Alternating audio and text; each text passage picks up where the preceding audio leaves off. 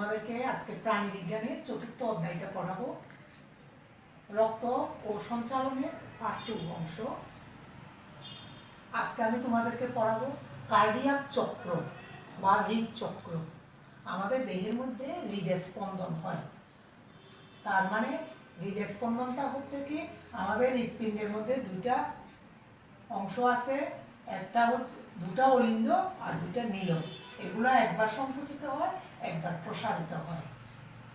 হৃৎপিণ্ডের সংকোচনকে আমরা বলবো কি সিস্টোল এবং প্রসারণকে বলবো ডায়াস্টোল। এই সংকোচন, প্রসারণ বা সিস্টোল ডায়াস্টোলকে একত্রে বলবো আমরা হৃদস্পন্দন। তাহলে প্রতি হৃদস্পন্দন সম্পন্ন করতে সিস্টোল ও ডায়াস্টোলের যে চক্রাকার ঘটনাবলী অনুসৃত হয় তাকে বলবো আমরা হৃদচক্র বা কার্ডিয়াক চক্র। এখানে তোমরা বোর্ডে দেখতেছো একটা আমি কার্ডিয়াক চক্র এঁকেছি। এটা মানুষের হৃদচক্রের বা কার্ডিয়াক চক্রের বিভিন্ন ধাপ। ধাপগুলা চারটা ধাপ আছে: অলিন্দের সিস্টোল, অলিন্দের ডায়াস্টোল, আবার নিলয়ের সিস্টোল, নিলয়ের ডায়াস্টোল। এখন আমি এগুলা বর্ণনা করছি। অলিন্দের সিস্টোল এই অবস্থায় কি হয় একটু বলি। আচ্ছা, এটি এক নাম্বারটা হচ্ছে কি অলিন্দের সিস্টোল। এটি কার্ডিয়াক চক্রের সূচনা করে, কারণ এর কারণটা হচ্ছে ডান অলিন্দের প্রাচীরে অবস্থিত এসএনও বা পেসমেকার সিস্টোল বিভব দ্বারাই হৃদয় স্পন্দন ঘটে। এই জায়গার মধ্যে আমাদের এখানে একটা কি পেশি আছে, সেই পেশিটার নাম হচ্ছে এসএনও বা সাইনোএট্রিকুলার নোড বা পেসমেকার বলে। এখান থেকে আমাদের হৃদয় স্পন্দন শুরু হয়। তাহলে অলিন্দের সিস্টোল এই জায়গাতে আমি এঁকেছি, অলিন্দ এগুলোর তুলনায় এইটা একটু চিকন করে এঁকেছি, মানে সংকুচিত হয়েছে অলিন্দ। তাহলে এখানে কি হয় ঘটনাটা, এখানে যখন সিস্টোল হবে তখন দেখা যাচ্ছে কি অলিন্দ দুটা সংকুচিত হবে। এরপর এটা এখানের মধ্যে দেখা যাচ্ছে কি বাইকাসপিড কপাটিকা এবং ডান দিকে কি ট্রাইকাসপিড কপাটিকা খুলে যাবে। তাহলে এটা যখন সংকুচিত হয় এখানে চাপের সৃষ্টি হবে। চাপের সৃষ্টি হলে অলিন্দ থেকে নিলয়ে যাওয়ার পথে বাম দিকেরটা বাইকাসপিড কপাটিকা, ডান দিকেরটা ট্রাইকাসপিড কপাটিকা, এটা খুলে যাবে। আর কি অলিন্দের মধ্যস্থ চাপ বৃদ্ধি পাবে। চাপ বৃদ্ধি পেলে কি হয়, কপাটিকা খোলা, চাপও বৃদ্ধি পেয়েছে। তাহলে ডান অলিন্দ থেকে কার্বন ডাই অক্সাইড সমৃদ্ধ রক্ত আমার কি ডান নিলয়ে যাবে, আর বাম অলিন্দ থেকে অক্সিজেন সমৃদ্ধ রক্ত আমার এখানে বাম নিলয়ে প্রবেশ করবে। এই হচ্ছে অলিন্দের সিস্টোলের ঘটনা, এবং এই ঘটনাটা ঘটতে মাত্র 0.1 সেকেন্ড সময় লাগে। এখানে একটা কথা বলে রাখি, আমাদের হৃৎপিণ্ডটা প্রতি মিনিটে 70 থেকে 80 বার স্পন্দিত হয়। তাহলে গড়ে আমরা ধরে নিব 75 বার স্পন্দিত হয়। তাহলে 75 বার স্পন্দিত হচ্ছে প্রতি মিনিট বা 60 সেকেন্ডে। তাহলে একবার স্পন্দিত হতে তাহলে সময় লাগতেছে 0.8 সেকেন্ড মাত্র। এটাকেই বলবো আমরা স্থিতিকাল। এটা স্পন্দন হতে আমাদের সংকুচিত প্রসারিত হতে মাত্র 1 সেকেন্ড 8.8 সেকেন্ডে সময় লাগতেছে। আরেকটা ঘটনা, দ্বিতীয় ঘটনাটা হচ্ছে অলিন্দের ডায়াস্টোল। তাহলে অলিন্দটা সংকুচিত হয়েছিল, এখন অলিন্দটা প্রসারিত হচ্ছে। প্রসারিত হলে কি ঘটনা এখন এটা বলি। অলিন্দের ডায়াস্টোলে আমরা দেখতে পারি অলিন্দদ্বয় প্রসারিত হয়েছে। এখানে দেখেছিলাম সংকুচিত হয়েছে, আর এখানে নাম শুনে তুমি এমনি বলতে পারবে অলিন্দদ্বয় প্রসারিত হয়েছে। তাহলে প্রসারিত হলে কি হবে, ট্রাইকাসপিড কপাটিকা এবং বাইকাসপিড কপাটিকা এখানে বন্ধ। এখানে সব কপাটিকা বন্ধ। বন্ধ হওয়াতে এখানে কি হয়েছে, আর এটা যখন প্রসারিত হয়েছে এটা এখানে চাপ কমে গেছে। চাপ কমার ফলে আমাদের দেখা যাচ্ছে দেহের বিভিন্ন অংশ থেকে কার্বন ডাই অক্সাইড সমৃদ্ধ রক্ত আমার এখানে সুপিরিয়র ভেনা ক্যাভা মানে মহাশিরা, এগুলা সুপিরিয়র ভেনা ক্যাভা এবং ইনফিরিয়র ভেনা ক্যাভা দিকে এখানে বাম ডান অলিন দিয়ে আসছে, আর পালমোনারি শিরা দিয়ে অক্সিজেন সমৃদ্ধ রক্ত আমার এখানে ডান অলিন দিয়ে আসছে। এবং এটা ঘটতে সময় লাগতেছে 0.7 সেকেন্ড। এখন 3 নাম্বার নিলয়ের সিস্টোল। 3 নাম্বার হচ্ছে কি নিলয়ের সিস্টোল। এখানে ঘটনাটা কি হচ্ছে, অলিন্দদ্বয় রক্তপূর্ণ অবস্থায় সংকুচিত হয়। এটা যখন সংকুচিত হয় তখন কি হয়, দেখা যাচ্ছে ট্রাইকাসপিড, এখানে যখন চাপ সৃষ্টি হবে সজোরে, বাইকাসপিড কপাটিকা এবং ট্রাইকাসপিড কপাটিকা এখানে বন্ধ হয়ে গেল।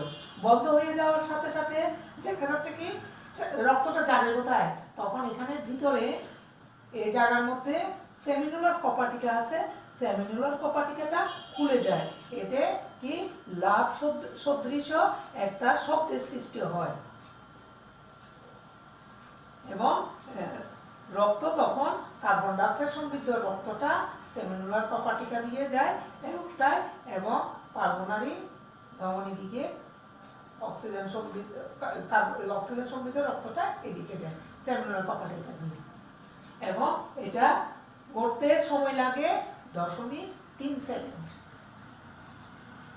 4 নাম্বার নিলয়ের ডায়াস্টোল। তাহলে নিলয়ের ডায়াস্টোলটা কি, নিলয়টা প্রসারিত হয়েছে, এখানে দেখতেছি প্রসারিত হলে, এবং এটা কি এটা স্থিতিকাল হচ্ছে 0.5 সেকেন্ড, এবং এটা প্রসারিত হলে যখনই নিলয় প্রসারিত হতে থাকে তখন নিলয়ের মধ্যস্থ চাপ কমতে থাকে, ফলে এওরটা এবং পালমোনারি ধমনীর রক্ত, এওরটা এবং পালমোনারি ধমনীর রক্ত কি ফিরে আসতে চায়, কিন্তু অতি দ্রুত। এখানে যখন চাপটা কি কমে যায় তখন রক্তটা আবার ফেরত আসতে চায়, ফেরত আসতে গেলে সেমিনুলার কপাটিকাটা জোরে বন্ধ হয়ে যায়, এবং জোরে বন্ধ হয় এবং কি ডাব সদৃশ একটা শব্দ হয়। তাহলে এই জায়গার মধ্যে একটা ডাব সদৃশ দ্বিতীয় শব্দ হবে, এটা তাহলে ডায়াস্টোলের মধ্যে ডাব সদৃশ শব্দ হয়, আর এখানে সিস্টোলে লাভ সদৃশ শব্দ হয়। এগুলো অনেক সময় প্রশ্ন আসে যে নিলয়ে কখন ডাব সদৃশ শব্দ হয়, দ্বিতীয় শব্দটা হয়, আর এখানে কখন লাভ শব্দ হয়, এরকম প্রশ্ন আসে অনুধাবনমূলক প্রশ্নে। তাহলে এটা সময় লাগে মাত্র 0.5 সেকেন্ড। তাহলে নিলয়ে আমরা এখানে অলিন্দে সিস্টোল ডায়াস্টোল দেখলাম, নিলয়ে সিস্টোল ডায়াস্টোল দেখলাম, তাহলে পুরো বর্ণনাটা এখানে শেষ হলো। মানুষের এখানে এঁকেছি মানুষের হৃৎপিণ্ডের নোডাল টিস্যু সমূহ। তার মানে কি এই চিত্রটা দিয়ে আমি দেখাচ্ছি আমাদের এটা হৃৎপিণ্ডের মায়োজেনিক নিয়ন্ত্রণ হচ্ছে, এবং এই মায়োজেনিক নিয়ন্ত্রণ মানে মাসেল অরিজিন, মানে বাইরের কোনো উদ্দীপনা ছাড়া এখানে যে মাসেল বা হৃৎপেশি আছে, বিশেষ ধরনের রূপান্তরিত পেশি, এগুলো হচ্ছে হৃৎপেশি। এই হৃৎপেশিকে আমরা বলবো কি সংযোজী টিস্যু বা জাংশনাল টিস্যু বা নোডাল টিস্যু, এগুলার অনেক নাম। তাহলে এখানে নোডাল টিস্যুগুলা এখানে কি কি একটু বলি। এসএনও বা এসএনও বলি, বা স্বাভাবিক বা প্রাকৃতিক পেসমেকার বলতে পারি এটার নাম। AV node bundle of His Purkinje তন্তু, এগুলাকে আমরা বলবো কি নোডাল টিস্যু। 4 ধরনের নোডাল টিস্যু আছে, এগুলাকে রূপান্তরিত পেশিও বলতে পারি। তাহলে এই যে এখানে আমি হৃৎপিণ্ডে এঁকে এখানে দেখাচ্ছি যে বিশেষ ধরনের রূপান্তরিত টিস্যুগুলা কি কি, এগুলা হচ্ছে এসএনও, এভি নোড, আর এ হচ্ছে কি এখান থেকে এতটুকু পর্যন্ত বান্ডেল অফ হিজ, আর এখান থেকে এই দুই দিকে এতটুকু পর্যন্ত পার্কিনজি তন্তু। তাহলে এগুলো দ্বারা কি হচ্ছে মায়োজেনিক নিয়ন্ত্রণ হচ্ছে আমাদের হৃৎপিণ্ডের মধ্যে। তাহলে মানুষের হৃৎপিণ্ডকে কেন মায়োজেনিক হৃৎপিণ্ড বলা হয়, তাহলে মানুষের হৃৎপিণ্ডের মধ্যে কি বাইরের কোনো উদ্দীপনা যেমন স্নায়ুতন্তু, হরমোন, এগুলা কিছু ছাড়াই আপনা আপনি আমাদের হৃৎপিণ্ডের মধ্যে হৃদস্পন্দন হতে পারে। এই জন্য আমাদের হৃৎপিণ্ডকে বলবো মায়োজেনিক হৃৎপিণ্ড, এবং এইটা আপনা আপনি নিয়ন্ত্রিত হয় বলে এটাকে আমরা মায়োজেনিক নিয়ন্ত্রণও বলতে পারি। এবার আসো বর্ণনা। পরীক্ষাতে আসতে পারে যে আমাদের হৃৎপিণ্ডের নোড এবং পেশি সমূহে বর্ণনা দাও, বা এগুলা কিভাবে কাজ করে বর্ণনা দাও, এভাবে আসতে পারে। তাহলে কি লিখবে? আমরা এসএ নোডের বর্ণনা দিব। তাহলে এটাকে আমরা কি বলবো? SA node. এটাকে সাইনো এট্রিকুলার নোডও বলতে পারি। এটি ডান অলিন্দের প্রাচীরে সুপিরিয়র ভেনা ক্যাভার প্রবেশ পথে ঠিক নিচে অবস্থান করে। এখানে যে সুপিরিয়র ভেনা ক্যাভা, ইনফেরিয়র ভেনা ক্যাভা আছে, এই এখানে এগুলো ঠিক নিচে অবস্থান করে। তাহলে স্ব উদ্দীপন ক্ষমতা থাকায় এটি স্বপ্রণোদিতভাবে হৃদবিভব সৃষ্টির মাধ্যমে হৃৎপিণ্ডের সংকোচন প্রসারণ নিয়ন্ত্রণ করে। এই জন্য এটাকে আমরা কি বলবো? পেসমেকার। এটি মূলত অলিন্দের সংকোচনে উদ্দীপিত করে, তাহলে এটা সংকুচিত করতে সহায়তা করে। 2 নাম্বার, এটা কি? এটা হচ্ছে অ্যাট্রিওভেন্ট্রিকুলার নোড বা এভি নোড। তাহলে এটি ডান অলিন্দের গোড়ার প্রাচীরের অলিন্দ। তাহলে দুইটা অলিন্দের মাঝখানে ব্যবধায়কের এই জায়গার মধ্যে এভি নোডটা অবস্থান করে। এটি এসএ নোড থেকে, এখান থেকে এটা কি করে? হৃদবিভব গ্রহণ করে এটা এদিক দিয়ে ছড়িয়ে দেয়। তবে এসএ নোড কার্যক্ষমতা হারালে তখন এটা কর্মক্ষম হয়, নাহলে এটা এমনি মন্থর গতিতে থাকে। এই জন্য এটাকে রিজার্ভ পেসমেকারও বলতে পারি। 3 নাম্বার বর্ণনা, বান্ডেল অফ হিজ বা হিজের বান্ডেলও বলতে পারি। এটি এভি নোড থেকে, তাহলে এখান থেকে উৎপত্তি হয়ে এটা কি করে? আন্তঃনিলয় ব্যবধায়কে নিচ পর্যন্ত বিস্তৃত হয়ে পার্কেনজি তন্তু, এখান থেকে তো পার্কেনজি তন্তু শুরু, তাহলে নিচ পর্যন্ত চলে আসে। তাহলে এখান থেকে এতটুকুকে আমরা বলবো বান্ডেল অফ হিজ। তাহলে এটি এভি নোড থেকে হৃদবিভব গ্রহণ করে পার্কেনজি তন্তুতে প্রেরণ করে। এটার কাজ হচ্ছে কি? হৃদবিভবটা এখান থেকে এখানে পাঠানো। 4 নম্বর বর্ণনা, পার্কিনজি তন্তু। তাহলে এখান থেকে পার্কিনজি তন্তু, এরা বান্ডেল অফ হিজের থেকে কি হয়? হৃদবিভব গ্রহণ করে নিলয় পেশিতে, মানে নিলয়ের প্রাচীরের মধ্যে কি করে হৃদবিভবটা ছড়িয়ে দেয়। সুতরাং বিভব সৃষ্টি তাহলে প্রত্যেকে হচ্ছে প্রথমে এখান থেকে এসএ নোড থেকে এভি নোডে যাচ্ছে, এভি নোড থেকে বান্ডেল অফ হিজে আসছে, এরপর হৃদবিভবটা পার্কিনজি তন্তুতে ছড়িয়ে পড়ে। এইভাবে হৃৎপিণ্ড কি করে কাজ করে। ব্যারো রিসেপ্টর কি? কত প্রকার ও কি কি? তাহলে ব্যারো রিসেপ্টরটা কি? মানুষের রক্তবাহিকার প্রাচীরে বিশেষ সংবেদী স্নায়ু প্রান্ত থাকে। তাহলে স্নায়ু প্রান্ত তো সব জায়গায়, আমাদের এদিকে দেহের মধ্যে স্নায়ু প্রান্ত আছে, সব স্নায়ু প্রান্তভাগ আছে। তাহলে প্রান্তভাগগুলো কেমন? সংবেদী স্নায়ু প্রান্ত। তাহলে এই সংবেদী স্নায়ু প্রান্তকে আমরা কি বলবো? Barrow receptor. এই ব্যারো রিসেপ্টর 2 ধরনের, উচ্চচাপ ব্যারো রিসেপ্টর আর একটা হচ্ছে নিম্নচাপ ব্যারো রিসেপ্টর। তাহলে 2 প্রকার। এটা নিম্নচাপ ব্যারো রিসেপ্টরকে আমরা আয়তন রিসেপ্টরও বলতে পারি। আরেকটা জিনিস, করোনারি হার্ট ডিজিজ বা সিএইচডি বা কার্ডিওভাস্কুলার হার্ট ডিজিজ কি, বা হৃদরোগ কি? তাহলে আমাদের হৃৎপিণ্ড এবং রক্তনালীতে কি অনেক সমস্যা আছে, অনেক সমস্যা বয়সে তৈরি হয়। এই সমস্যা বা রোগকে আমরা বলবো সিএসডি বা হৃদরোগ বলবো। এই হৃদরোগ কত ধরনের হয়? অনেক ধরনের হয়। যেমন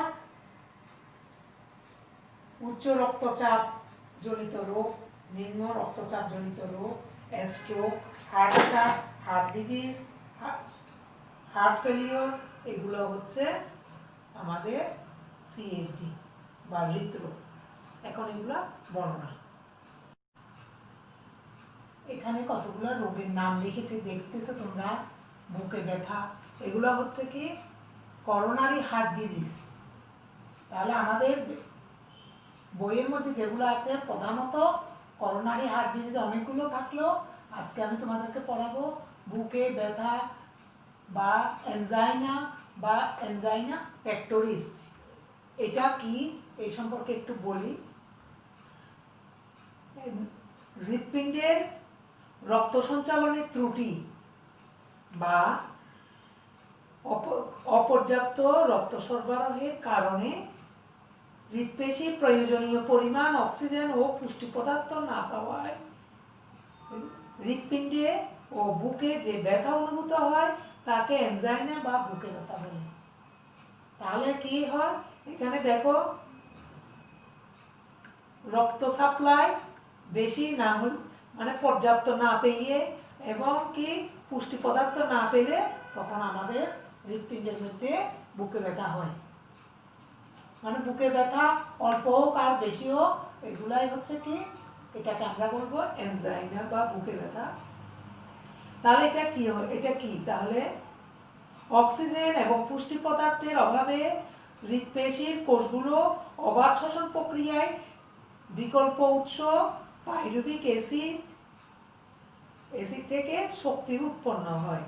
এই সময় উপজাত দ্রব্য হিসাবে ল্যাকটিক অ্যাসিড তৈরি হয়। অধিক পরিমাণ ল্যাকটিক অ্যাসিড তৈরি হলে তা পেশিতে জমা হয় এবং ব্যথা অনুভূত হয়।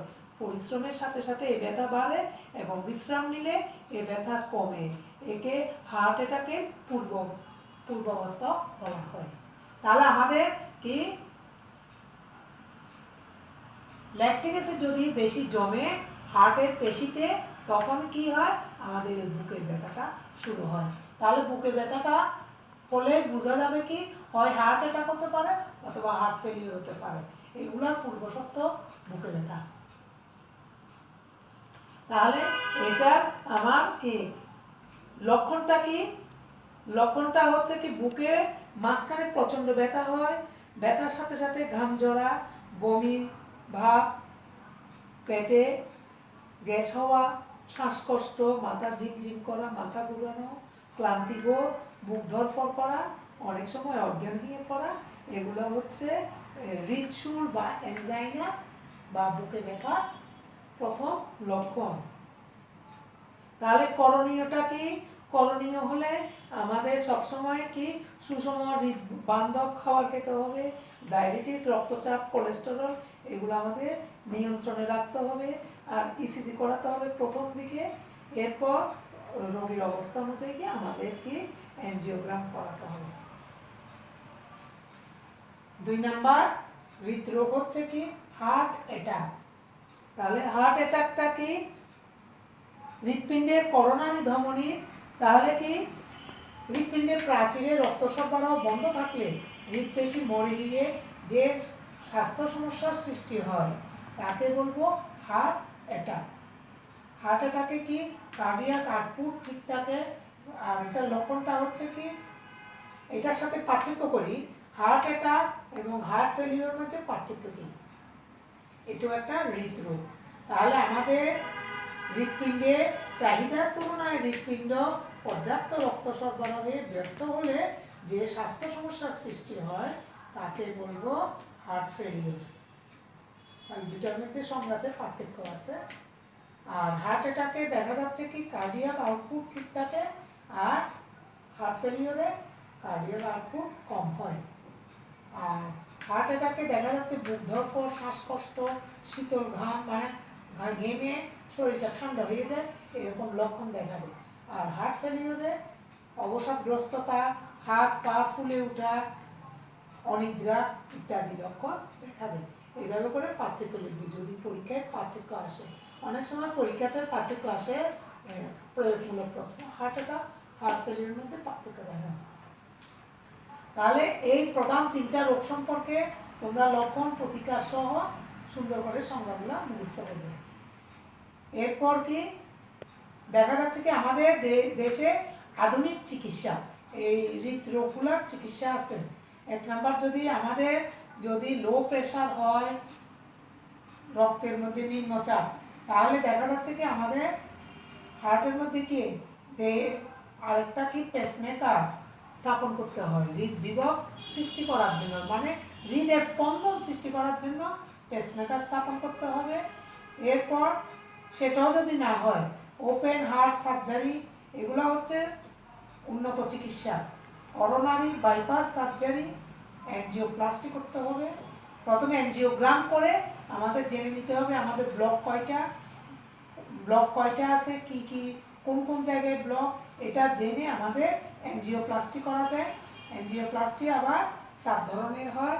বেলুনিং, আমাদের রক্তনালীগুলো যদি বন্ধ হয়ে যায়, বিশেষত ধমনীর মধ্যে প্লাক জমে যদি বন্ধ হয়ে যায়, তখন কি সেই ধমনীর ভিতর আমাদের কি বিশেষ পদ্ধতিতে বেলুন সিস্টেম, মানে ভিতরে গিয়ে বেলুন ফুলিয়ে কি রক্তনালীগুলো উন্মুক্ত করানো হয়, এটাকে বলবো বেলুনিং সিস্টেম। আরেকটা হচ্ছে কি লেজার পদ্ধতিতে ধমনীর ভিতর প্লাক জমলে লেজার পদ্ধতিতে প্লাকটা ছুটানো যায়, বন্ধ ওপেন করা যায়, এটাকে বলবো লেজার অ্যাঞ্জিওপ্লাস্টি। আরেকটা হচ্ছে অ্যাথেরেক্টমি। আর সর্বশেষটা হচ্ছে করোনারি স্টেন্টিং। এটা কি রিং পরানো বলে, যে রিং দিয়ে ধমনীটা উন্মুক্ত করে দেওয়া হয়, তাহলে রক্ত চলাচল ঠিক থাকে, এটাকে বলবো করোনারি স্টেন্টিং। এখন আমার আর একটু জানতে হবে পেসমেকারটা কি, বর্ণনা।